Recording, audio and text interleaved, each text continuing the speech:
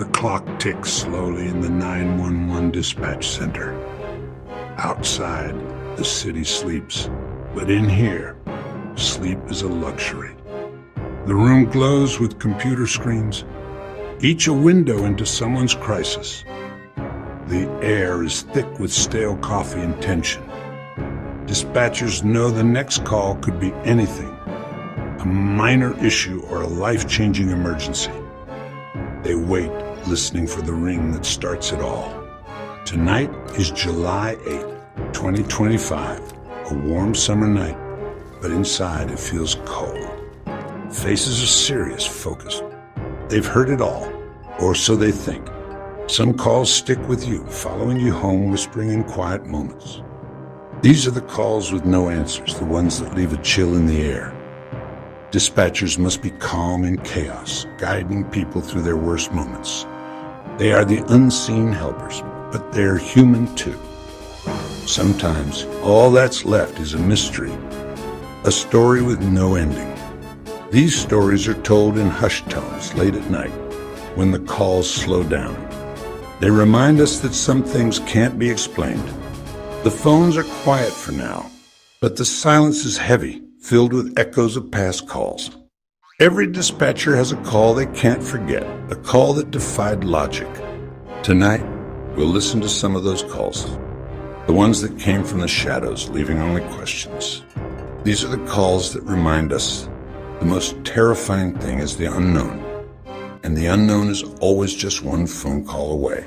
The first call came just after midnight, a woman's voice, barely a whisper. "He's in the house," she said. Sarah, the dispatcher, leaned in. "Ma'am, can you tell me your address?" The woman was hiding in a closet, trying not to make a sound. "I heard a window break. Downstairs." Sarah typed quickly, keeping the woman talking. "Are you alone?" she asked. A pause. Only ragged breathing and faintly footsteps. "I think so. My husband's out of town. The kids are at my mother's." Fear was raw in her voice. The footsteps grew closer, slow, heavy, deliberate. "Can you see anything?" Sarah asked. "No, it's dark. I'm in the upstairs bedroom closet. I can hear him. He's coming up the stairs." The creak of each step echoed through the line. Sarah relayed the information to police units, urgency rising. The whispering stopped. The breathing stopped. Silence. "Ma'am?" Sarah called. Nothing. The line was open, but there was no sound, not even static. Sarah called her name again and again. No reply. The footsteps were gone too. It was as if the world on the other end had simply vanished. The silence was more terrifying than screams of void, an absence of life. A question with no answer. Police arrived at the address, quiet suburban home, lights off, everything normal. They approached carefully, guns drawn, no signs of forced entry. The front door was locked. They forced it open inside. The house was still and dark room by room. They searched every corner, every closet, nothing.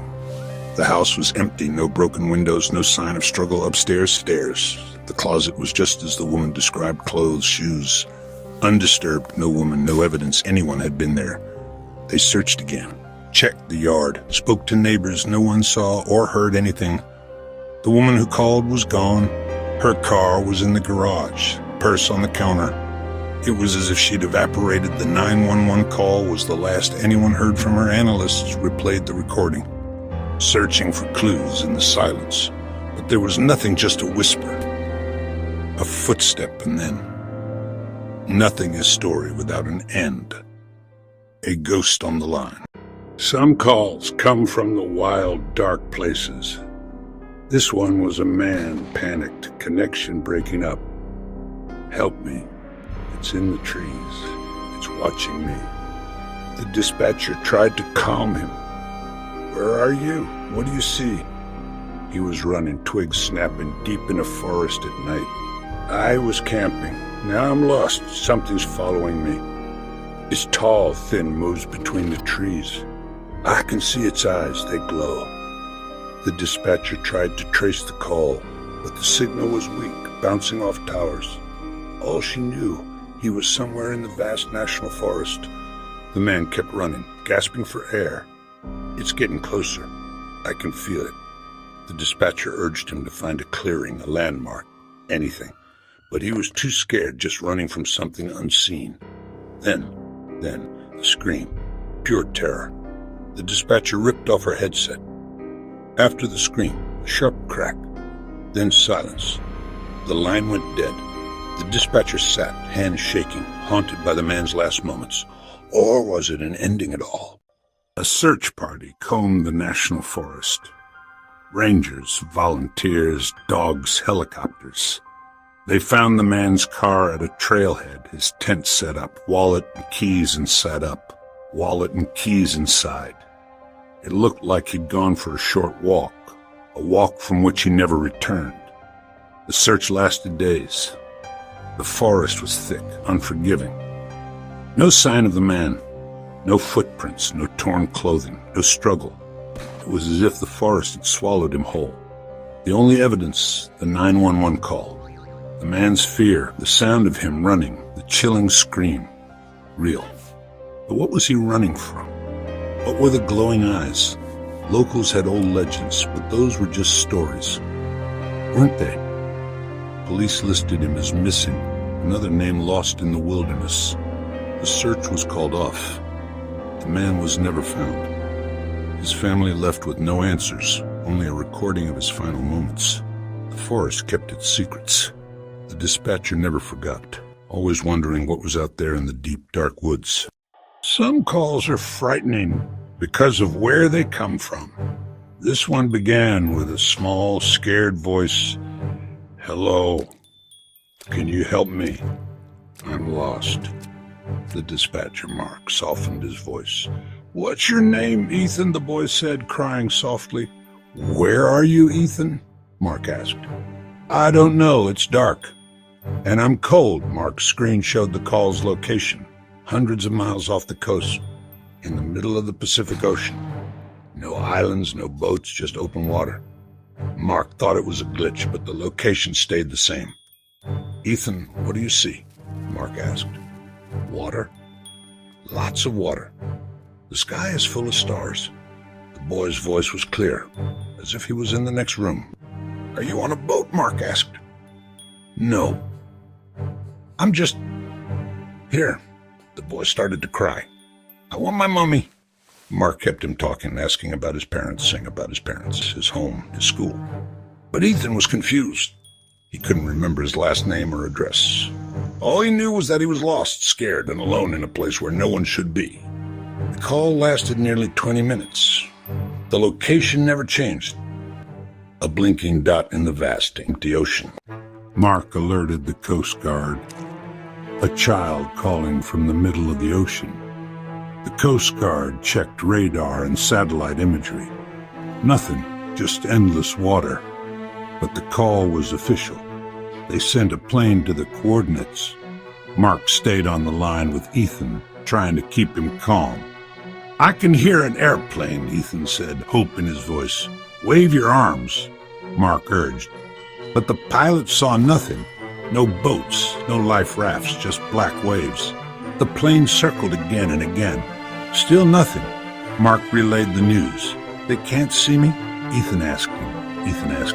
It was small and sad. The call continued. Ethan's voice grew weaker.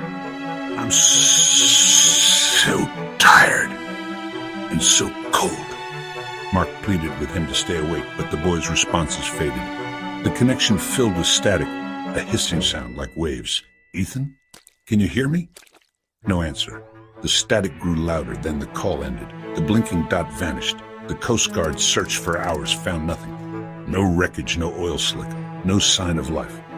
The call was logged as a mystery, a ghost call, a voice from an impossible place, lost to the static and the waves. These are just a few of the stories whispered during the night shift. Every dispatcher has one, a call that defies explanation, that sticks in memory. A woman hiding from an intruder who was never there. A man screaming about a creature no one saw. A child lost in a place he couldn't be. These calls are different from everyday tragedies. They have no answers. They're echoes from another world, a world where logic doesn't apply. Dispatchers are the gatekeepers, listening to these echoes, trying to make sense of the senseless. When the call ends, they're left with silence and questions. The recordings are stored away, electronic ghosts, moments of terror frozen in time. Sometimes, a new dispatcher listens and feels the same chill. The fear is timeless, the mystery permanent. The calls remind us not everything can be explained. Not every story has an ending. So dispatchers sit in their dark rooms, waiting for the phone to ring. Most calls are ordinary, but at any moment, another could come through. A whisper from the shadows, a scream into the void, a voice from an impossible place.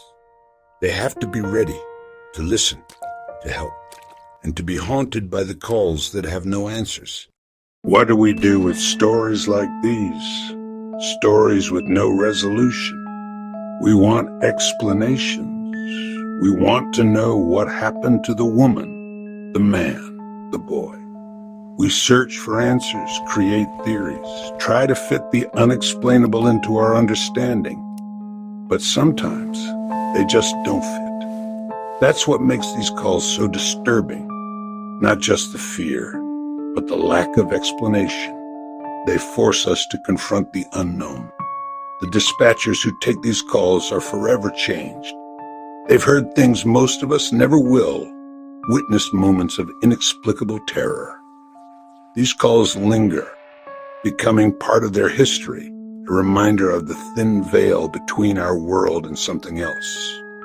They carry the weight of unanswered questions, the echoes of lost voices. Sometimes there is no help to send, nothing to be done. So next time you're alone at night, listen to the sounds around you. Most of the time it's nothing, but sometimes maybe it's an echo, a faint signal from somewhere else, a reminder of stories with no end, the calls that came from the dark, the calls that still haunt the silent hours of the night shift, and the minds of those who were there to answer.